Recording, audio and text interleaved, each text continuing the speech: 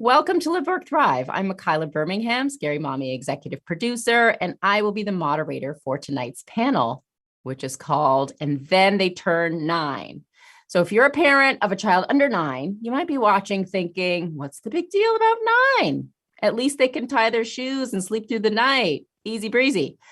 But if you have a child who has turned 9, you have started to see that the tween years are a whole new ballgame. Delightful at times, yes, but also challenging for both the parents and the kids. So tonight we will sit down with experts to talk about hacking this phase of childhood to get to the place that all of us want. And that's just a happy and confident kid. So welcome to everyone out there, except the people who wrote the baby books with no shred of a warning about what to expect when you are expecting a 10-year-old to ask you for an iPhone or money every week to buy snacks. Not good night to you guys.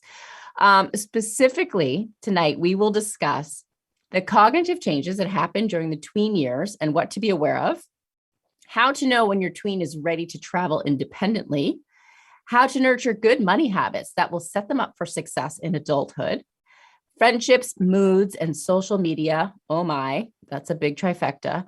And we will be taking questions and comments from the audience throughout the show. So let's meet our panelists. Tonight, we have with us Dr. Yasmin Saad, who is a clinical psychologist specializing in depression, anxiety, panic attacks, relationship issues, and parenting challenges. Yikes, Dr. Saad, that is a lot. She has been featured in various media outlets, including HuffPost, the National Psychologist, and the American Psychological Association. Thank you so much for being with us tonight, Dr. Saad. Thank you for having me. Also with us is Amanda Clayman, a financial therapist who specializes in the cognitive, emotional, and behavioral aspects of our financial well-being. She is also the host of the reoccurring financial therapy segment on the Death, Sex, and Money podcast by WNYC Studios. Her work has been featured in outlets such as The Atlantic, The New York Times, The Wall Street Journal, and The Today Show. Thank you for joining us again, Amanda. So happy to be here. Thank you.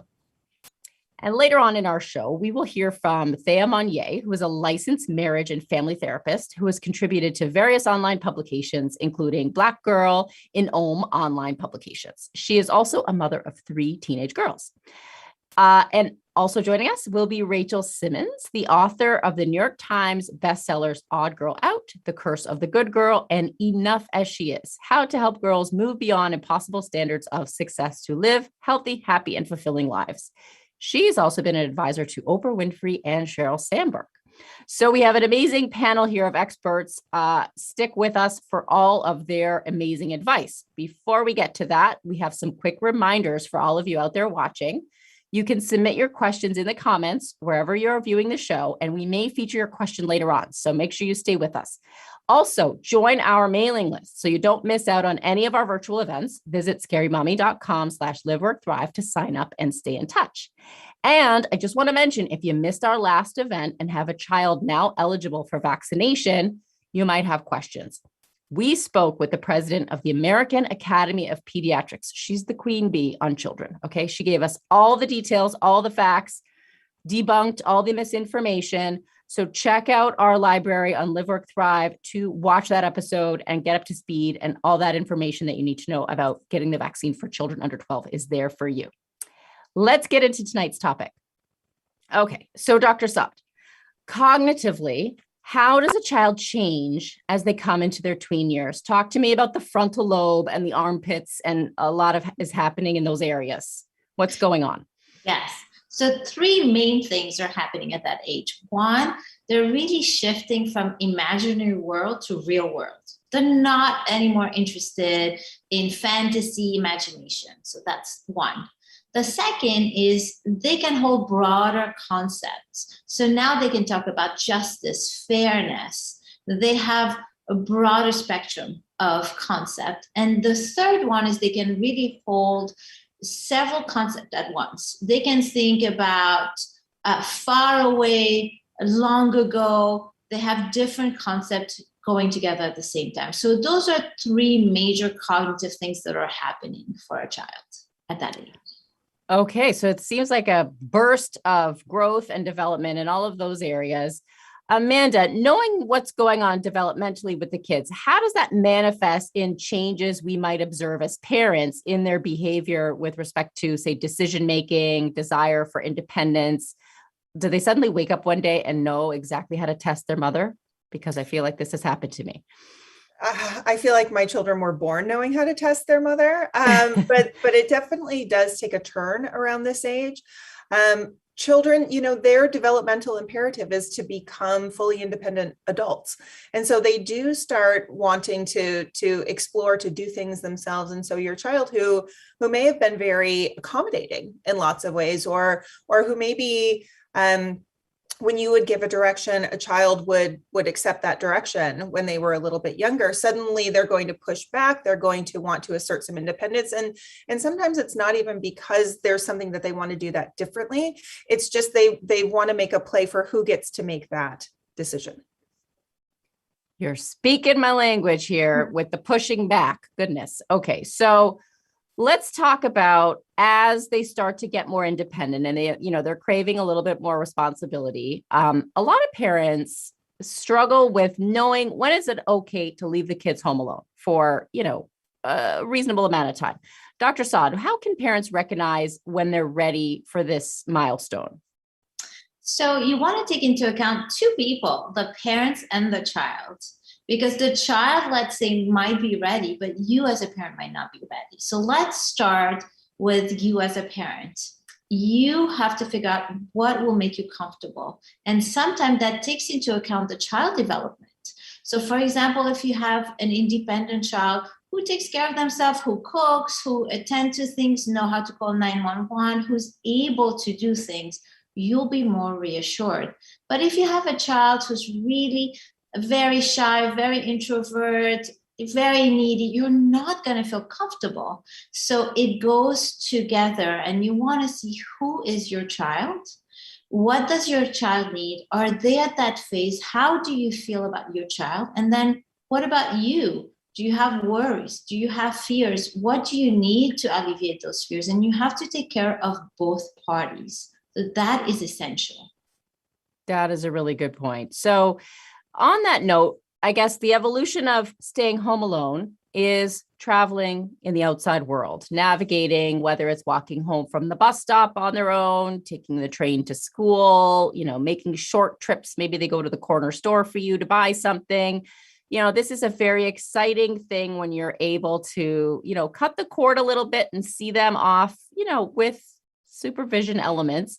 But how do you know when your child is ready? We're going to hear now from author and parenting expert Rachel Simmons, who has some great tips for knowing when your child is ready to navigate the outside world by themselves. Here she is.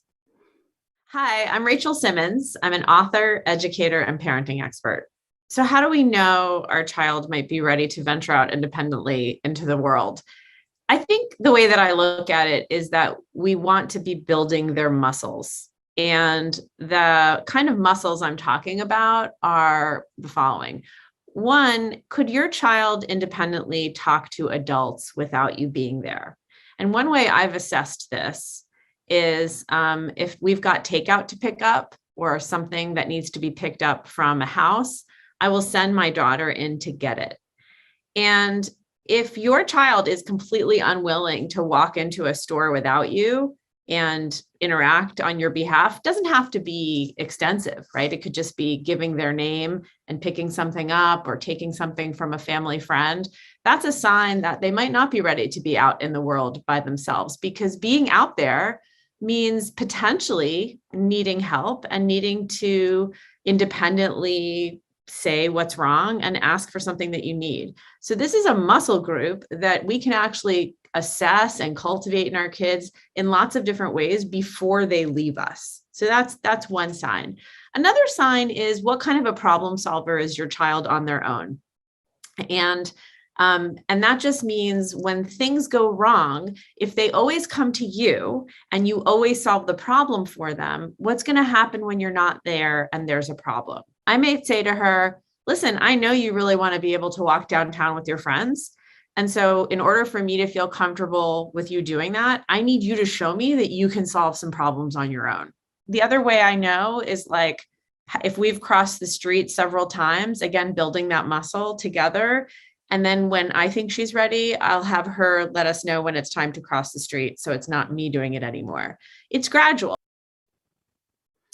So I love this gradual approach. It's like baby steps. And like she said, we can start to assess these muscles, in, small ways, and then think about, what that looks like on a bigger scale. So Amanda, would you agree with these strategies when it comes to navigating alone? And how would you add money to the equation? Like, should you always give your child some emergency money or like a debit card that is available for unexpected situations? How do you throw that element into this piece? So I do agree. And I love the idea of sort of staging or taking steps to independence. Money can be integrated into these steps to independence because I think children have a natural curiosity about money. And one of the ways that they really want to express agency in the world is through the kind of commercial world that we live in. So like if a child is going into a store to make a purchase, for example, like I love the takeout example. But if we want to take that one step further, maybe we give them the cash to do it. Or if they're curious about how debit cards work. Like my daughter went and met a friend at a restaurant just a couple of weeks ago for the first time. She's 14 and she was shocked about tipping.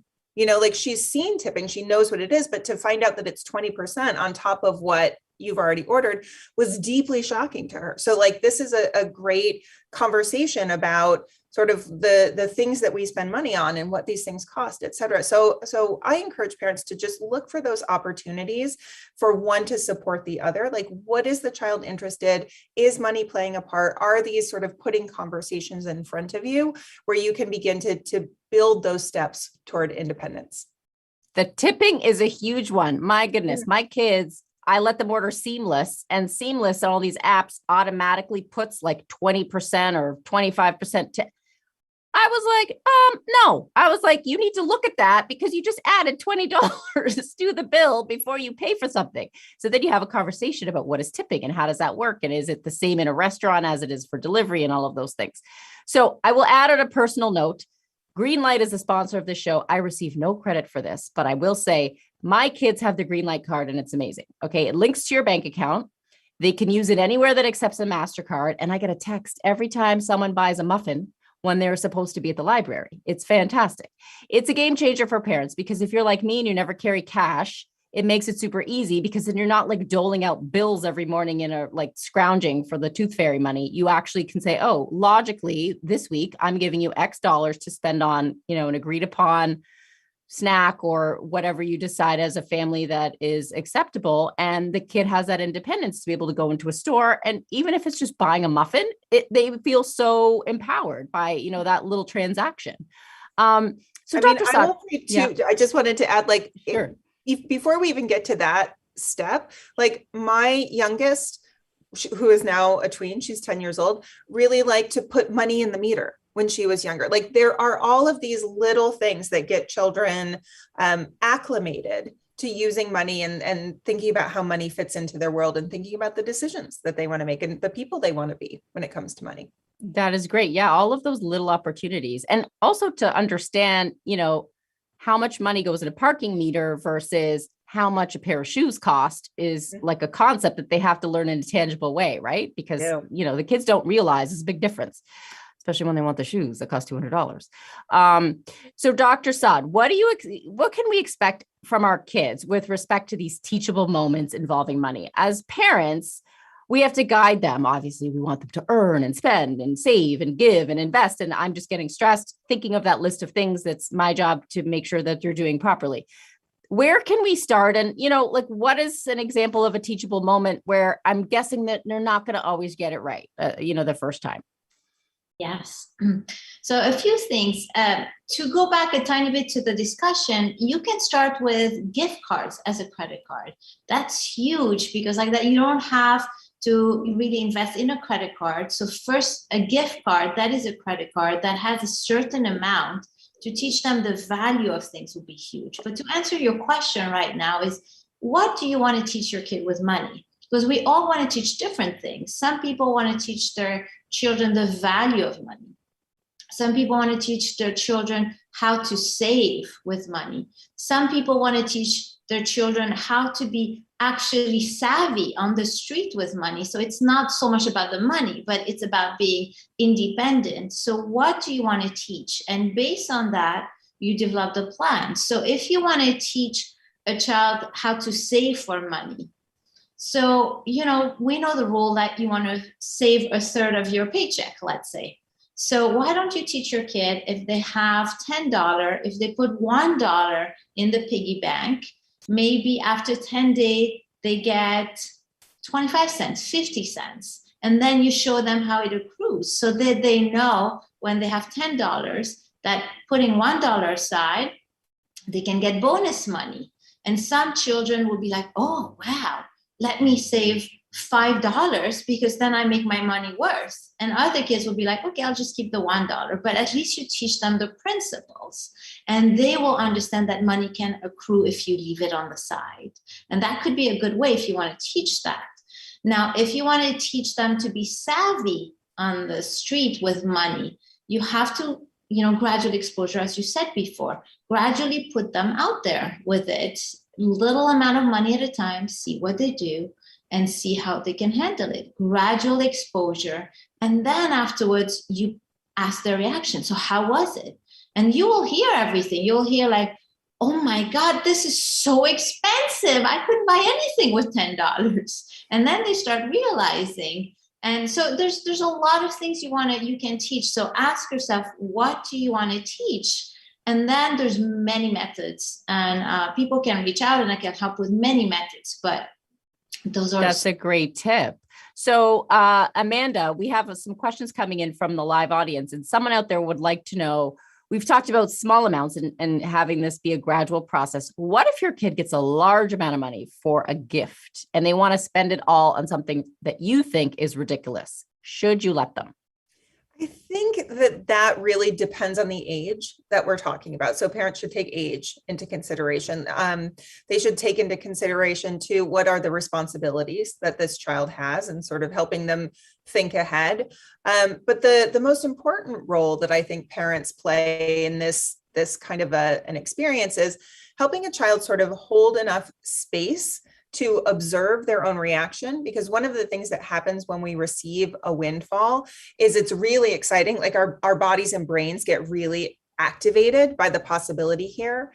And there are certain sort of very common mistakes that happen in that state of excitement. Sometimes we put that money into an account and then we don't notice, but our spending accelerates because we feel so flush. And so before we know it, that money is gone. Or there's, like you said, the sort of impulse to spend it on one big thing. And where I try to come down as a parent is if my child is old enough, and I think that it's important that they be able to take the majority of this decision, is that they're able to at least do the things that I consider sort of fundamental to financial health, which is to be able to know the facts about it. So how much money do I have? What are my sort of obligations? What's my budget? Is there anything in particular that's coming up? Like I want to buy a car, I'm saving for college, et cetera, like to sort of bring in the landscape part of that, to examine their options. So am I going to put the entire amount toward one thing? Do I want to identify a bunch of different priorities and sort of divvy it up? Do I want to put it toward one thing and then sort of have extra spending money for a period of time? And as long as the child is engaging with you in this process and sort of building that muscle of being able to determine their financial values, their financial priorities, and then to come up with a strategy and have their behavior align with that strategy, I consider that financially healthy behavior. And that's what I really want to develop in my child, much more than seeing where this one particular amount of money is going to land. That's a good process. I like that. So have them kind of be the ones who self-evaluate the decision on their own. And literally, that's what I do as a financial therapist. So I will say, like, as parents, if you can engage your child in that process, you are helping them be ahead of a lot of adults that are out there. Did you want to add something, Dr. Saad? Yes, please. I love this, Amanda. And I wanted to add to that, as a parent, you want to ask yourself, how are you teaching your child? How do you want to teach? Because, for example, for me as a parent, I let my child do everything and learn, because I believe they learn so much more from a fall than from a win.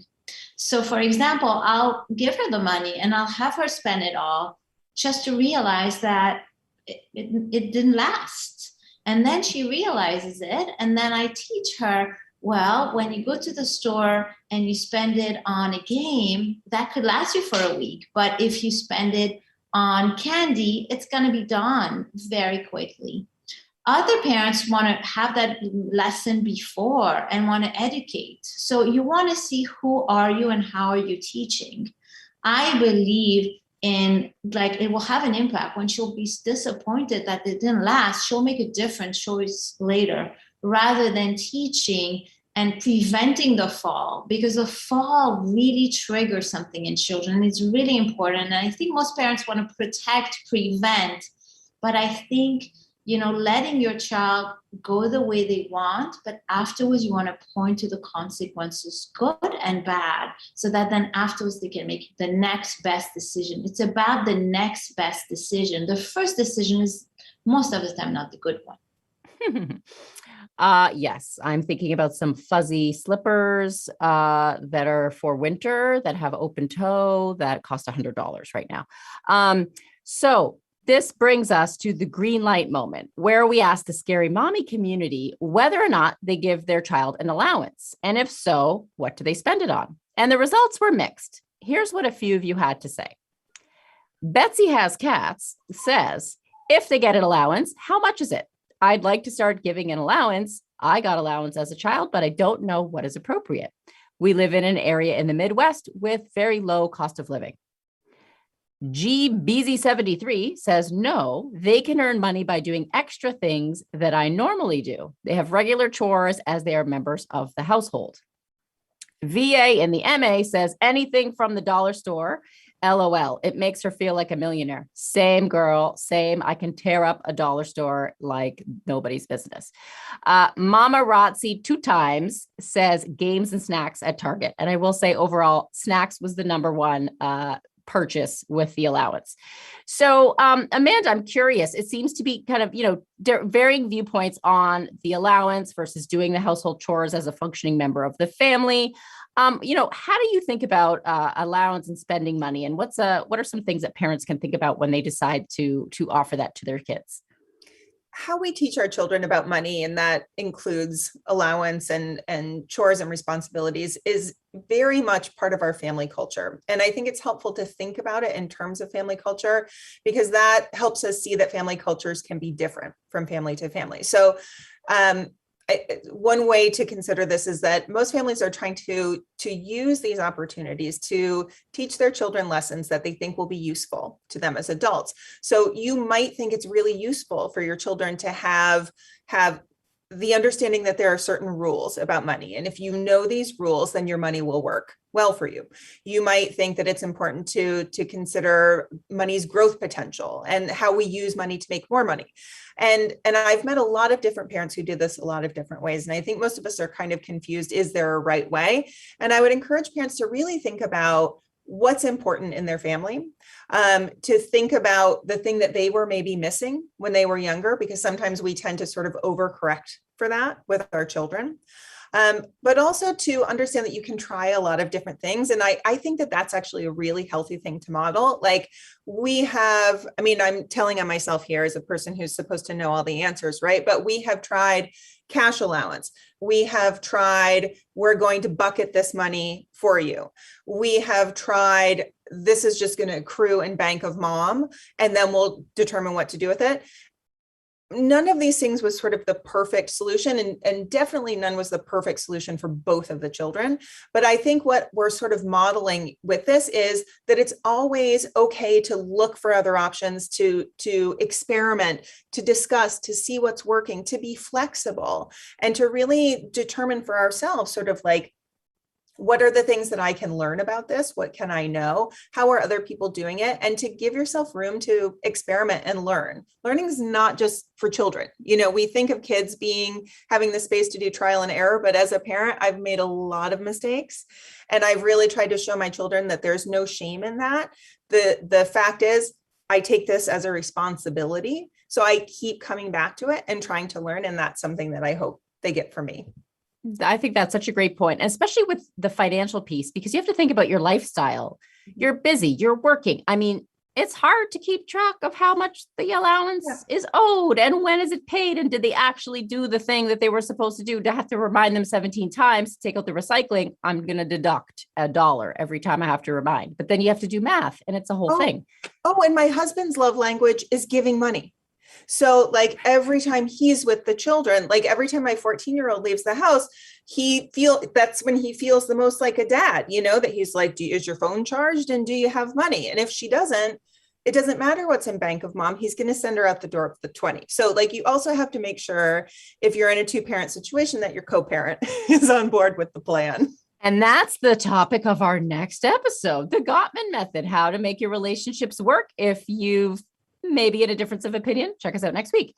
Well, I wanted to come back to this point about, thinking about what you were missing as a child and, how you might want to think about that for your own child. We have a really interesting statistic here that says 88% of parents wish they had more personal finance and investing education earlier in life, and 73% of teens agree. So I think that's just kind of backing up what we're talking about here, in that, it's important to think about what we need to know at some point later in life and start at the earliest possible moment to instill this in our kids, for sure. So let's think about, teens and tweens. We've talked about money. We've talked about traveling. Now let's think about when the problem arises, because it's never going to be a perfect situation. They might get on the bus and they get on the wrong bus, or they lose the phone, or they lose the debit card that they had when they went out to the store. So Dr. Saad, how do you begin to prepare your child for an unforeseen problem without freaking them out or scaring them about all the things that could go wrong? But to kind of teach them a little bit of that street smarts as they go out into the world. What's your recommendation there? So it starts before they become 10. It starts observing who they are. The preparation comes before, because they are observing you. You are the role model for them. So how you solve a problem, they will copy it. Like my daughter copies everything I do. She notices what her nanny does and what I do. And she chooses mommy because she believes mommy has a better strategy. And so she copies it. And I'm constantly watching how she's doing what she's doing. And I point to, oh, I noticed you did that. That was great. And where she doesn't, I said, I wonder what made you do this. And I have her reflect. And so in the preparation, I try to see, okay, where are her strengths? And let's focus on those. And where are point of weakness that we have to enhance?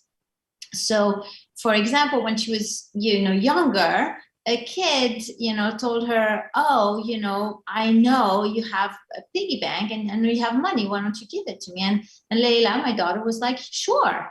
And I know she has a good heart, but that good heart, people can take advantage. So I had to educate, like, you don't give those things.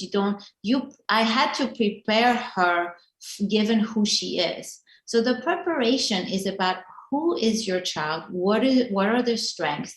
What are the places that people can take advantage, or what are their blind spots? And educate them about their blind spot and what they could do with it. Then you want to give them opportunity for a situation where they can go out there and you kind of are observing, but they don't know you're observing. And then you see, oh, wow, how did I go? And then you help them out when they can still take the advice. So that's why it has to start in the prior years, because at this age, they don't want any more your advice. They might not listen. They're listening in the back, but they won't show you that they're listening. So prior year preparation is key, by knowing who your child is and what they need. And the other piece is, what do you need?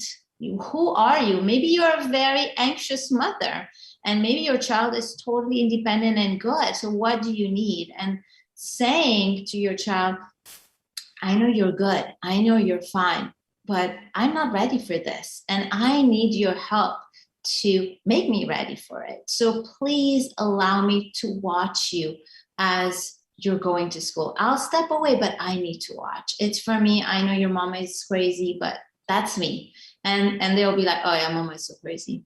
And then they will allow it. But that allows you, first of all, to observe, to feel equipped, and then give feedback. So that is a great point. I keep saying to my kids, one day you're going to thank me for this. You're going to look back and you'll be like, oh, my mom was right. That doesn't happen until you're like 30, but eventually like that day's coming. So we can't talk about tweens and teens without talking about the smartphone. And, Dr. Sada, you mentioned blind spots and things that, could happen that could take advantage easily of our good-hearted kids. So if you have a child in this demographic approaching 9, 10, 11, 12, you're likely now in the thick of this conversation about getting a phone. When can I get a phone? They might be asking for social media accounts, all of this stuff. And if you think this is going to bypass you, buckle up, because it's coming for the best of us.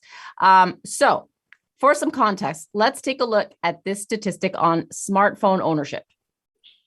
37% of parents of a child of age 9 to 11 say their child has their own smartphone.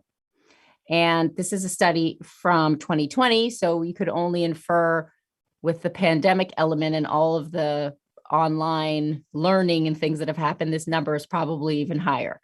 So Dr. Clayman, as a therapist, you are no doubt familiar with the recent press on mental health related to kids and the links to, phones and social media.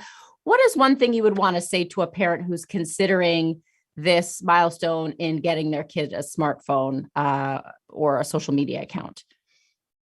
This feels like a tiger by the tail kind of a decision that parents are making, because it's important for parents to know what their own policy is, what their own comfort level is, how economics inform this as well. Cell phones are expensive. Mobile plans are expensive.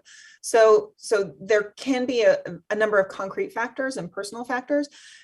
But for your child who's thinking about this in some ways as a social kind of a question, one of the things that we found as parents was that there came a point where that 37% that you mentioned suddenly tipped, and it seemed like everybody but our child had a phone. And whereas that might have been a comfortable identity for us as parents, it was not a comfortable identity for my child. And so even though we had a sort of plan for how we felt about that, our plans kind of changed as we saw how that impacted our daughter. So I also try to stay humble and advise parents to stay humble when it comes to this, that we sometimes our greatest fears about how something is going to turn out for our child, they actually develop capacities that may surprise us. We don't know exactly what kind of world they're going to inherit. So I try, and this is just me talking about personally as a parent at this point, I try to be there to be a resource and a support when it comes to the question of phones and what's permissible, what's not. I have a very active partner in my husband. We take security very seriously. Like, it's as much a responsibility for the parent as it is for the child. And so to go into it in a collaborative frame of mind, but one where you also have to acknowledge sometimes that the feeling that you have is not because you are correct and phones are evil, but because the idea of phones and what these expose our children to takes us to a very vulnerable place as parents. So recognizing and being responsible for the feelings of vulnerability that we have before we simply act out on those and engage in a destructive way with our children, I think is something that can be really helpful for parents. That is a great point. And also it's a full-time job, like monitoring and keeping tabs on this and this app and whatnot. I can't tell you how many stories I'm hearing just anecdotally from friends and colleagues about, oh, I discovered this whole secret identity online and they had all these accounts with a fake email. Who knew? I feel like, I don't even know my own child. So Dr. Sada, I want to come back to something that Amanda said, and that was this idea of I'm the only one who doesn't have one. And I'm going to miss out if I'm not, on the group chat. So no parent wants their kid to feel excluded. Obviously, you want your kid to be in the mix and have friends and all of those things. But what if you don't agree with the decision of other parents? How do you balance that, identity of the only kid? My child is probably watching right now going, that's me, and it sucks. How do you balance that with your own personal family choices about when you feel it's ready? That's a great question. I think, one of the best way is to educate your child that obstacles are growth opportunity. So you want to start early on by teaching them that not getting, being different is something to overcome, that they will learn something about, because right now in their mind it sucks. It's not good. So you want to educate them so that when you bring them to the idea that, yeah, you're going to be different, you're not going to have it, so that they don't get to this place of feeling punished or limited or not having, but they say, okay, I'm not having, but what am I going to do with it?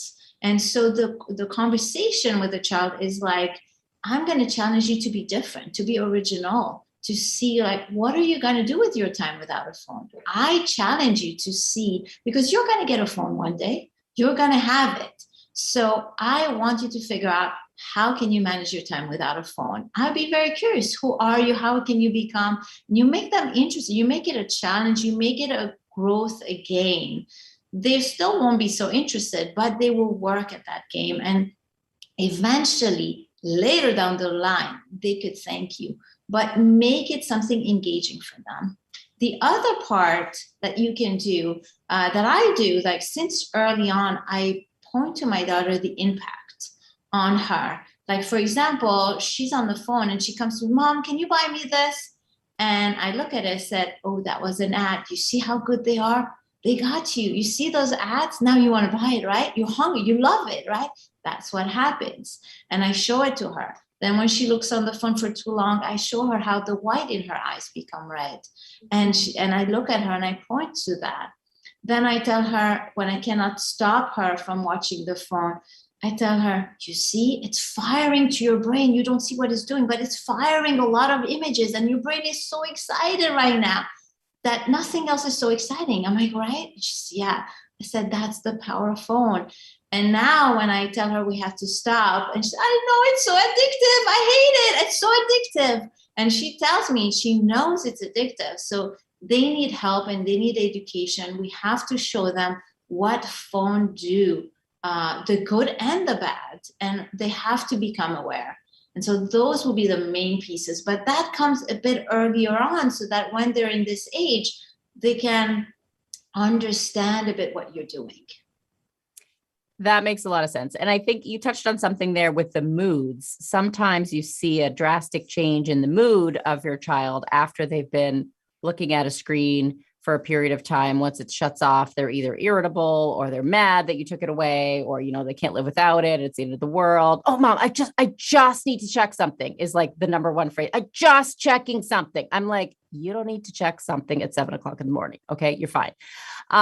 So let's talk about moods, because I think this is like one day your happy, cheerful kid wakes up and they're like scowling and you're like, whoa, where's my child? Like, what's happening right here? They have BO and a scowl and party's over. So what's going on? We're going to hear now from marriage and family therapist Thea Monnier, who's going to share an interesting technique for handling the prickly teen mood. Here she is. My name is Thea Monnier, and I am a joy-centered therapist. What we did do with moods was, we normalize them, that everybody has a right to feel how they feel when they feel it, that there are some moods that, the family should be able to participate in assisting. And there are some moods that you just kind of want to be left alone, and that's respect too. But if it goes past a certain number of days, then we're going to ask questions and we're going to check in and we're going to make sure that you're okay. And we're going to start brainstorming together. But if it's like a couple of days in your room to yourself and you're just going through one of those moods, then that's fine, as long as you are not, taking that mood out on other people. So we would actually give license for that mood to be normal and natural and have its own space. You could not bring that mood into the living room though. Like where we all have common space, or the kitchen where we all have to eat. That is not where the mood can coexist because other people have space there too, but you have free range in your room. If you need space, if you need me to drive you somewhere, if you need to go see a friend, all those things, we stopped trying to convince them not to feel the way that they felt. So Amanda, does this technique work? Why is it important to not try to change the feeling of their kid? And should I be striking this turn that frown upside down phrasing from my vocab? Like, is that basically like the opposite of all expert recommendation? It's funny because I was listening to that and I was thinking I would be sent out of the kitchen myself. Like, I am perimenopausal and I have two daughters in adolescence, and nobody would ever be in a group space if we weren't. No one's eteen in your house. Moody around each other. So I do understand the logic. I'm pro kind of taking a time out to get yourself sort of re-regulated and teaching that to children. I don't think that family members should be allowed to sort of burn it all down and hold everybody else hostage according to their very big feelings. We talk a lot about big feelings in our house. But I think sort of teaching, I was somebody on the subject of sort of overcorrecting from parenting. Like in our house, when I was growing up, we weren't really allowed to have big feelings. And so when I experience big feelings with my children, what I want to show them is that it's important to stay related when you're having big feelings. So this isn't something that is a cause for having to go off. Again, that's sort of my take on what financial health, or sorry, not financial health, but emotional health looks like in our family. So I hope that that's helpful. I have a bit of a different perspective on that. That is very interesting. Yeah. And so when you say big feelings, like, what do you mean? Give me an example of like a big feeling. So a big feeling is sort of like, that's the way that we talk about it in our house, when it feels like the feeling is so big that you're inside the feeling instead of the feeling inside of you. So when my children are having these big feelings, or when I'm having a big feeling, what I'm trying to do is sort of help them come back, or for myself to come back to that embodied sense of, this is something that's happening in my body and brain. I can take certain steps, like taking deep breaths. Like I really help them focus on the body and understand that biologically something is happening with them when they're having this big feeling. And to be able to come back to a place where they have some perspective, where they get a little bit of, even a little bit of separation, like, ooh, that's a feeling that I'm having, as opposed to this is the reality. And I'm this upset because something is happening that is legitimately in reality this upsetting. And that helps, I think, give a sense of these feelings not being so scary for kids, because these moods are scary for children. They don't like to be out of control any more than any of us likes to be out of control. So bringing them back to a place that in their body that feels safe, where then they can start to reflect on that feeling, stay related to others who love them and want to support them in that feeling. And then we all kind of move along together. Does that make sense? Got it. Okay. No, I like that. We're getting quite a few questions in from the audience. So I just want to hit you with a couple of these before we wrap up. This is a big one, and we're certainly seeing this in our house. The tweens and the teens want to sleep in all the time.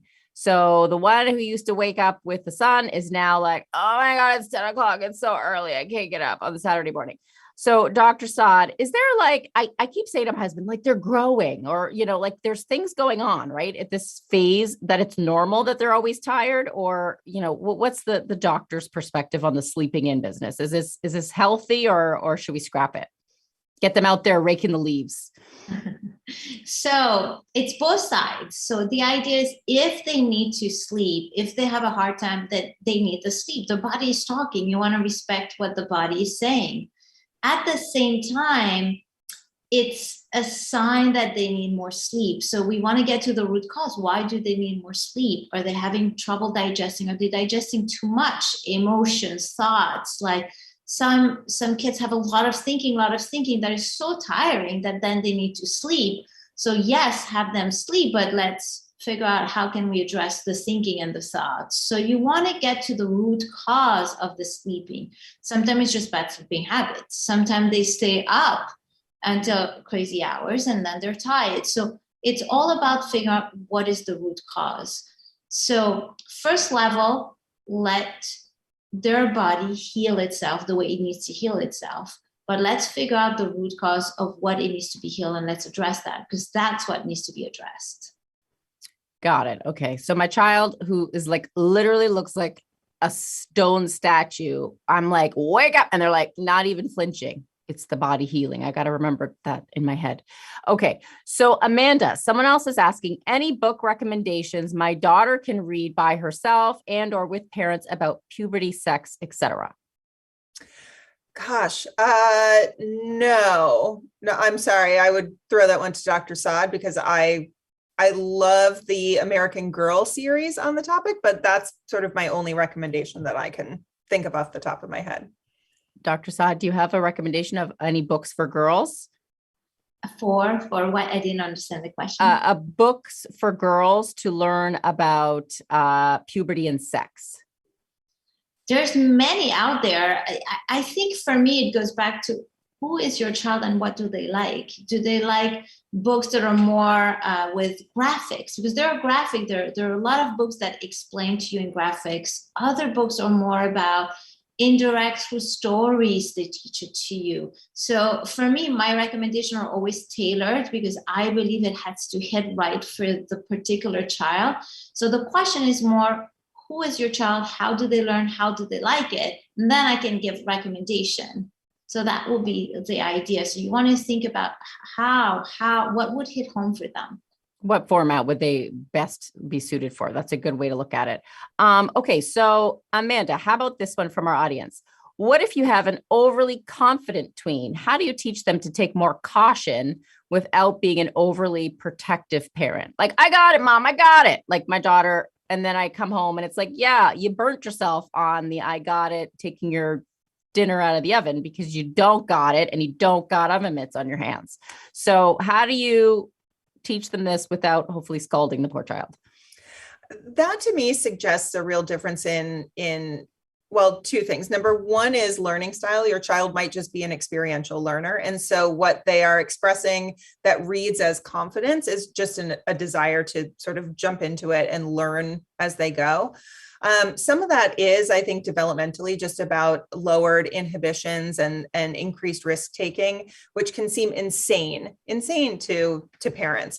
Also not thinking about consequences, not thinking of like future discounting, not thinking about what would happen if something goes wrong.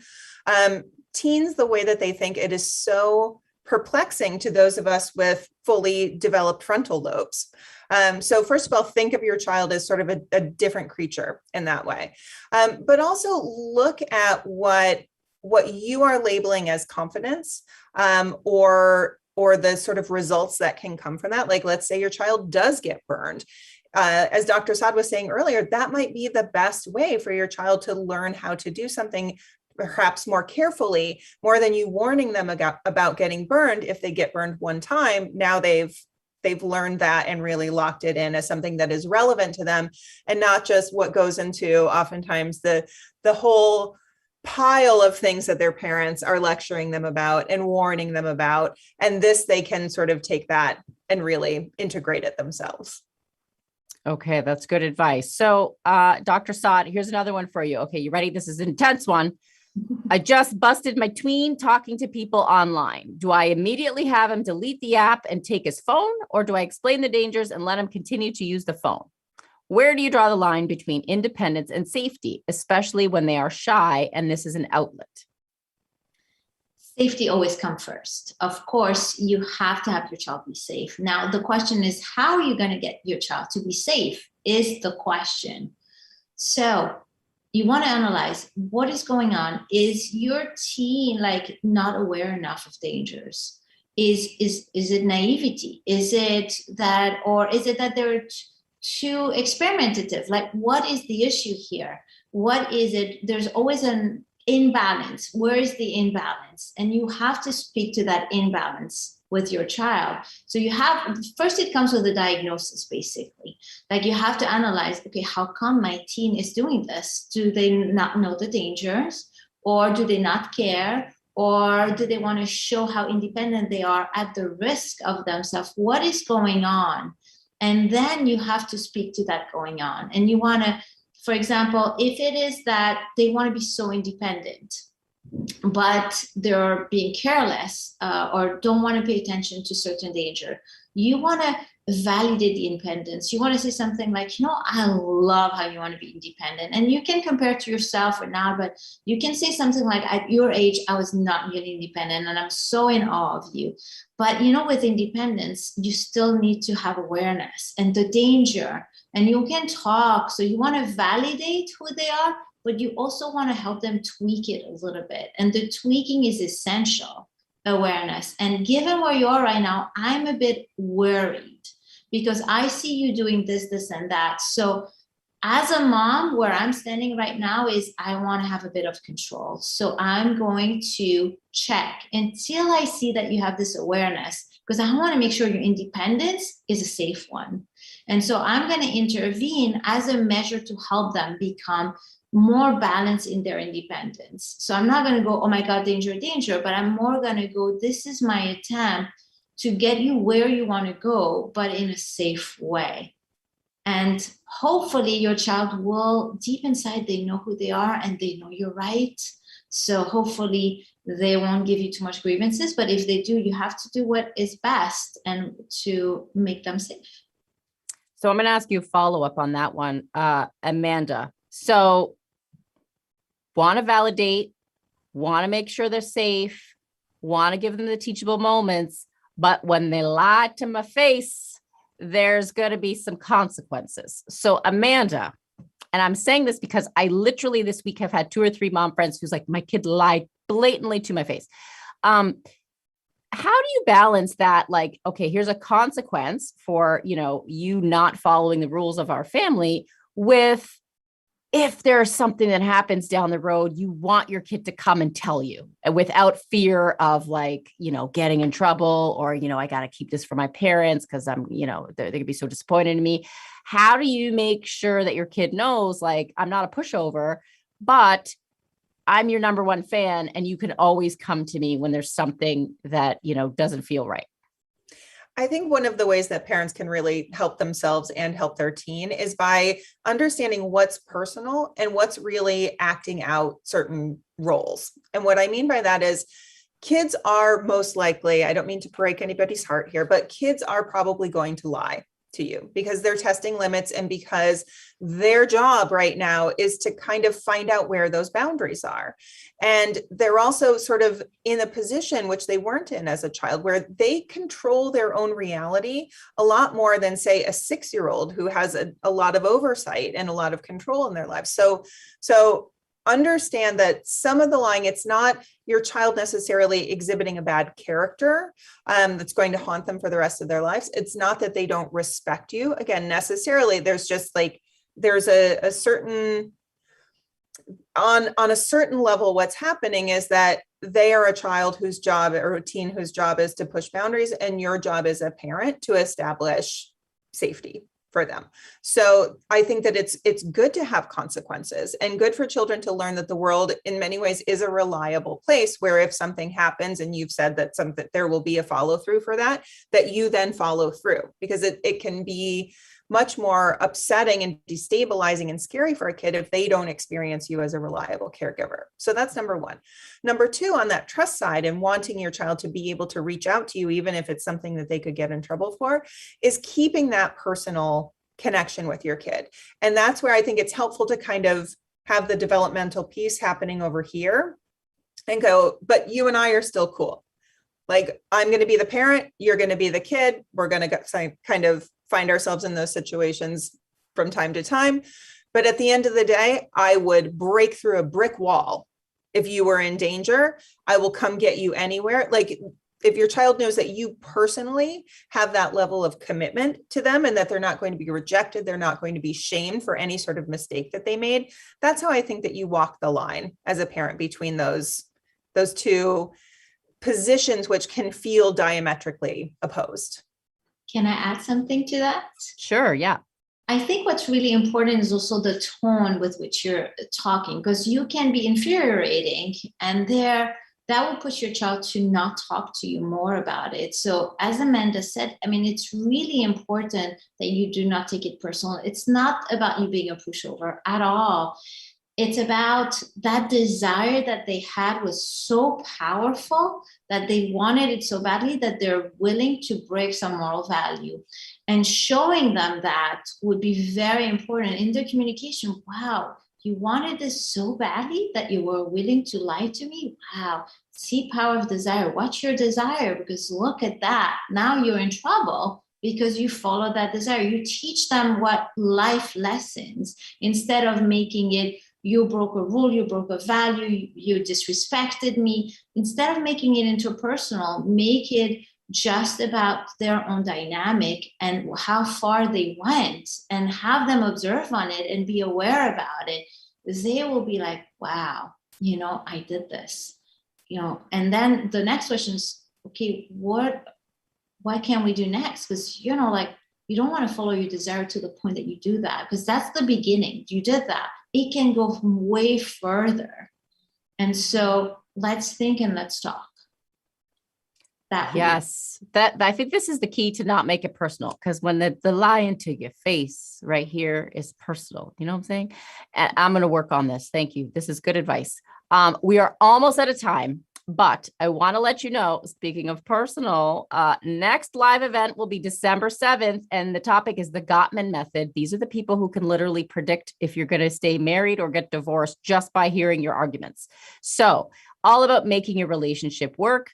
Maybe you're still living in wedded bliss. Congrats if that's you. Maybe you're an unwedded bliss. But if the word bliss has maybe been erased from your vocab since Dr. Fauci came on the scene, this is a show for you. We will be talking to renowned experts about how to reboot your love life and, more importantly, how to fight fair in a pandemic. This is going to be a juicy one. So make sure you register at scarymommy.com/live-work-thrive. So I want to thank both of our incredible panelists. I feel like I want you guys to come move in with me, like just for a couple hours a week to like show me how to know about big feelings and not take things personally. I have some work to do, my inner growth, but it's been really great to talk to you about our finances, our outlook on money, and all of these things that we have to look forward to with our teens. It's going to be amazing. So if you have a newborn out there, savor every moment. They don't talk back and they smell really good at this age. Okay. Dr. Yasmin Saad, thank you so much. You can check out her book, Ignite the Hunger in You, coming out December 6th. Visit ignitethehungerinyou.com for more info. Amanda Clayman, host on Death, Sex, and Money, the podcast on WNYC. And you can also visit amandaclayman.com for more of her financial therapy services. Also, a big thank you to Rachel Simmons and Thea Monnier for being with us. Have a great night, Scary Mommies. The kids will turn 9 and put us to the test. I think that we've established this until the day they leave us, but that will just make them love us more when they come out like independent, productive adults. Let's hope, right? And you know what else makes healthy adults? Vaccination. Talk to your pediatrician about how to protect your family before the holidays. It's coming. All of those dinners, all those things. You want to be protected and safe and enjoy every minute. Let's support our growing teens and tweens so that they can live, work, and thrive. Good night, everyone.